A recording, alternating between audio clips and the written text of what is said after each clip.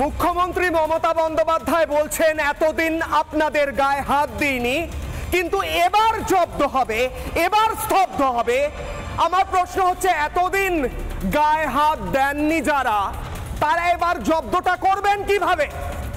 আপনি যে কম্প্যারিজনটা করছেন, এতদিন গায়ে হাত দিইনি কিন্তু এবার জব্দ করব, কিভাবে জব্দ করবেন? কিভাবে জব্দ করবেন বাংলার মানুষকে যারা আপনার বাড়ির সামনে গিয়ে নিজেদের দাবি দাওয়া প্রকাশ করে?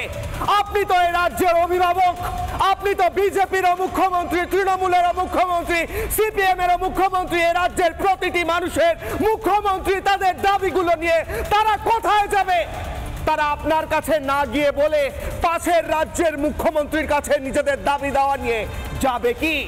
প্রশ্ন মুখ্যমন্ত্রীর কাছে, আপনি যখন দায়িত্ব বুঝে নিয়েছিলেন, আপনাকে যখন ভোট দেওয়া হয়েছিল, তখন আপনি জানতেন না যখন